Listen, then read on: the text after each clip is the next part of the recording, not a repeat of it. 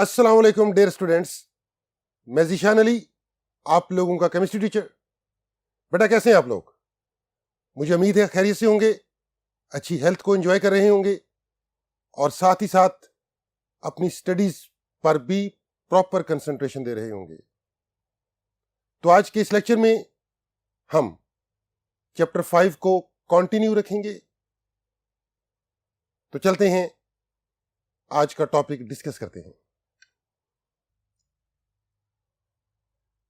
Students, आज के इस लेक्चर में सबसे पहले हम डिस्कस करेंगे फैक्टर्स अफेक्टिंग वेपर प्रेशर। वो कौन कौन से फैक्टर्स हैं जो अफेक्ट करते हैं वेपर प्रेशर को। तो पहले बात करेंगे नेचर ऑफ लिक्विड की। माय डियर स्टूडेंट्स, जब हम कहते हैं नेचर ऑफ लिक्विड तो इसका मीन होगा size of liquid molecule, mass of liquid molecule and intermolecular forces among the liquid molecules। बहुत इंपॉर्टेंट पैरामीटर है इंटरमोलिकुलर फोर्सेस, जो डिसाइड करता है सब्सटेंसेस की फिजिकल प्रॉपर्टीज, जैसे मेल्टिंग पॉइंट है, बॉइलिंग पॉइंट है, डेंसिटी है, इवेपोरेशन है और वेपर प्रेशर है। Intermolecular forces are inversely proportional to vapor pressure। अगर लिक्विड में इंटरमोलिकुलर फोर्सेस स्ट्रॉन्ग हैं तो लिक्विड का वेपर प्रेशर कम होगा एंड वाइस वर्सा। हम जानते हैं वाटर में स्ट्रॉन्ग हाइड्रोजन बॉन्डिंग प्रेजेंट होती है एज इंटरमोलिकुलर फोर्स, जबकि पेट्रोल में वीक इंटरमोलिकुलर फोर्सेस प्रेजेंट होती हैं। इसलिए डेफिनेटली वेपर प्रेशर ज्यादा होगा पेट्रोल का as compare to water. In the same way, अगर मैं कंपेयर करूं वाटर को विद अल्कोहल, तो वाटर में हाइड्रोजन बॉन्डिंग की स्ट्रेंथ ज्यादा होती है as compare to the alcohol. तो डेफिनेटली अल्कोहल का वेपर प्रेशर ज्यादा होगा एज कंपेयर टू वाटर। तो हमने कंक्लूजन ये ड्रा कर लिया my dear students, intermolecular forces की स्ट्रेंथ बढ़ती जाएगी तो लिक्विड का वेपर प्रेशर कम होता जाएगा। सेकंड इंपॉर्टेंट फैक्टर जो अफेक्ट करता है वेपर प्रेशर को, और वो है साइज ऑफ मॉलिक्यूल। ये factor basically non polar liquids के लिए है। नॉन पोलर लिक्विड जैसे डिकीन है, कार्बन 10 वाला अल्कीन मॉलिक्यूल है। इसको अगर हम कंपेयर करें विद हेक्सेन यानी कार्बन 6 वाला अल्कीन मॉलिक्यूल, तो डेफिनेटली साइज बड़ा है डिकेन मॉलिक्यूल का as compared to n-hexane molecule।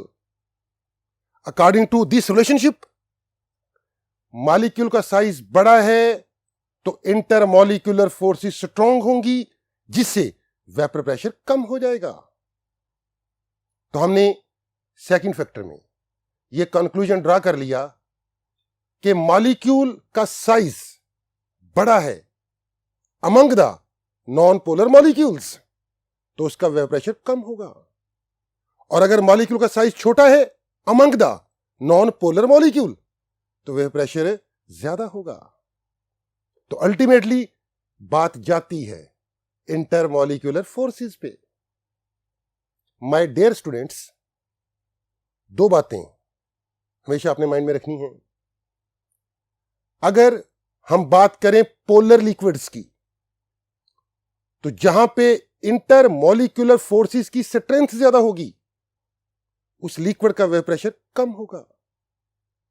और अगर मैं बात करूं नॉन पोलर लिक्विड्स की, तो जिस मॉलिक्यूल का साइज बड़ा होगा, जिस लिक्विड मॉलिक्यूल का साइज बड़ा होगा, उसका वेपर प्रेशर कम होगा। टेम्परेचर थर्ड फैक्टर बहुत इंपॉर्टेंट फैक्टर है जो कंट्रोल करता है वेपर प्रेशर के मैग्नीट्यूड को। टेम्परेचर हम बढ़ाते जाएं तो लिक्विड मॉलिक्यूल की एवरेज काइनेटिक एनर्जी बढ़ती जाएगी, ज्यादा अमाउंट में वेपर्स बनेंगे और वो ज्यादा प्रेशर एक्सर्ट करेंगे on the surface of liquid, जिसके रिजल्ट में डेफिनेटली लिक्विड का प्रेशर बढ़ जाएगा। तो हम यूं कहेंगे temperature is directly proportional to the vapour pressure. Students, अब बात करते हैं बॉइलिंग पॉइंट ऑफ लिक्विड की। जब हम किसी लिक्विड को हीट करते हैं तो उसका वेपर प्रेशर इंक्रीज होना शुरू हो जाता है। लिक्विड को more and more heat provide करो तो डेफिनेटली लिक्विड का more and more vapour pressure increase होगा। हीटिंग करते हुए एक स्टेज ऐसी भी आएगी जब लिक्विड का वेपर प्रेशर इक्वल हो जाएगा एक्सटर्नल एटमॉस्फेरिक प्रेशर के, तो उस स्टेज में लिक्विड बॉयल होना शुरू हो जाएगा और वो टेम्परेचर कहलाएगा बॉइलिंग पॉइंट ऑफ लिक्विड।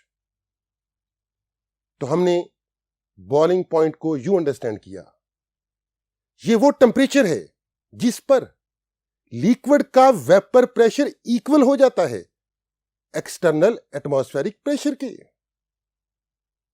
जैसा कि हमने डेफिनेशन में लिखा है, temperature at which vapour pressure of liquid becomes equal to the atmospheric pressure. My dear students, हमारे पास एक ग्राफ है between vapour pressure and temperature. इस ग्राफ में हमने टेम्परेचर को लिया है अलोंग एक्स एक्सिस, जबकि वेपर प्रेशर को लिया है अलोंग वाई एक्सिस। हमारे पास तीन लिक्विड हैं, डाई इथाइल ईथर, फिर है अल्कोहल यानी एथेनॉल, और फिर है वाटर। अगर तीनों लिक्विड्स के हम वेपर प्रेशर को देखें एट 0 डिग्री सेंटीग्रेड, तो डाई इथाइल ईथर का वेपर प्रेशर है 200 टॉर, जबकि अल्कोहल यानी एथेनॉल का वेपर प्रेशर है 25 टॉर्स और वाटर का वेपर प्रेशर है 5 टॉर्स। जैसे जैसे हम टेम्परेचर इंक्रीज करेंगे वैसे वैसे तीनों लिक्विड्स का वेपर प्रेशर भी इंक्रीज होगा, और जब तीनों लिक्विड्स का vapour pressure external atmospheric pressure यानी 760 टॉर्स के इक्वल आ जाएगा तो तीनों लिक्विड्स बॉयल होना शुरू हो जाएंगे। आप ग्राफ में देख सकते हो boiling point of di ethyl ether 34.6 degree centigrade, boiling point of alcohol यानी ethanol 78 degree centigrade and boiling point of water 100 degree centigrade. तो हमने इस ग्राफ से माय डियर स्टूडेंट्स ये सीखा कि जब लिक्विड का वेपर प्रेशर इक्वल हो जाता है एक्सटर्नल एटमॉस्फेरिक प्रेशर के, तो लिक्विड बॉयल होना शुरू हो जाता है, और जिस टेम्परेचर पे लिक्विड बॉयल होता है वो टेम्परेचर कहलाता है बॉइलिंग पॉइंट ऑफ लिक्विड। और नेक्स्ट हम ये डिस्कस करेंगे कि क्यों पानी का बॉइलिंग पॉइंट ज्यादा है, डाई इथाइल ईथर का बॉइलिंग पॉइंट कम है। स्टूडेंट्स, अब हम डिस्कस करेंगे फैक्टर्स जो अफेक्ट करते हैं बॉइलिंग पॉइंट ऑफ लिक्विड को। तो पहले बात करेंगे नेचर ऑफ लिक्विड की, और अभी हमने डिस्कस किया था वेपर प्रेशर में वर्ड नेचर को। जब हम नेचर बोलते हैं ना, तो इसका मीन है size of molecule, mass of molecule and intermolecular forces among the molecules. Intermolecular forces strong हैं तो बॉइलिंग पॉइंट ज्यादा होगा लिक्विड का। इसका मतलब है इंटरमॉलिक्यूलर फोर्सेस और बॉइलिंग पॉइंट एक दूसरे के डायरेक्टली प्रोपोर्शनल हैं। हमने अभी ग्राफ में देखा था कि बॉइलिंग पॉइंट वाटर का ज्यादा था as compare to di ethyl ether and ethanol, और इसकी एक ही रीजन है कि वाटर में प्रेजेंट होती है very strong intermolecular hydrogen bonding. No doubt alcohol यानी एथेनॉल में भी प्रेजेंट है हाइड्रोजन बॉन्डिंग, मगर उसकी स्ट्रेंथ वीक होती है एज कंपेयर टू वाटर। और डाई इथाइल ईथर में प्रेजेंट होती हैं weak intermolecular forces. It's mean intermolecular forces strong होती जाएंगी, लिक्विड का बॉइलिंग पॉइंट बढ़ता जाएगा। Second factor intermolecular forces, again वही रीजन कि इंटरमोलेकुलर फोर्सेस स्ट्रांग होंगी तो लिक्विड का बॉइलिंग पॉइंट ज्यादा होगा। हम जानते हैं वाटर पोलर लिक्विड है, इसमें प्रेजेंट होती है स्ट्रांग इंटरमॉलिक्यूलर हाइड्रोजन बॉन्डिंग, जबकि पेट्रोल की बात करें तो वो नॉन पोलर है और उसमें प्रेजेंट होती हैं वीक इंटरमॉलिक्यूलर फोर्सेस। इसलिए डेफिनेटली वाटर का बॉइलिंग पॉइंट ज्यादा है, पेट्रोल का बॉइलिंग पॉइंट कम है। Third important factor external pressure. अभी हमने डेफिनेशन की थी बॉइलिंग पॉइंट की कि ये वो टेंपरेचर है जिस पर लिक्विड का वेपर प्रेशर इक्वल हो जाता है एक्सटर्नल एटमॉस्फेरिक प्रेशर के। इट्स मीन लिक्विड के वेपर प्रेशर को आपने इक्वल करना है एक्सटर्नल एटमॉस्फेरिक प्रेशर के, तो लिक्विड बॉयल होना शुरू हो जाएगा और हम आर्टिफिशियली लिक्विड का एक्सटर्नल प्रेशर कम ज्यादा कर सकते हैं। जैसे हम बात करूं प्रेशर कुकर की, तो प्रेशर कुकर में हम आर्टिफिशियली एक्सटर्नल एटमॉस्फेरिक प्रेशर को बढ़ा देते हैं, जिससे वाटर का बॉइलिंग पॉइंट बढ़ जाता है और जितनी भी आप हीट देते हो वो फूड के अंदर ही प्रिजर्व होती रहती है। खाने की ओल्ड बॉन्ड्स ब्रेकिंग और न्यू बॉन्ड्स मेकिंग जल्दी हो जाती है, खाना जल्दी प्रिपेयर हो जाता है। अगर मैं बात करूं सी लेवल की, तो सी लेवल पे एटमॉस्फेरिक प्रेशर है 1 atm स्टैंडर्ड एटमॉस्फेरिक प्रेशर। जब हम सी लेवल से हाई अल्टीट्यूड्स की तरफ मूव करते हैं तो एक्सटर्नल एटमॉस्फेरिक प्रेशर कम होता है, जिससे डेफिनेटली वाटर का बॉइलिंग पॉइंट भी कम होगा।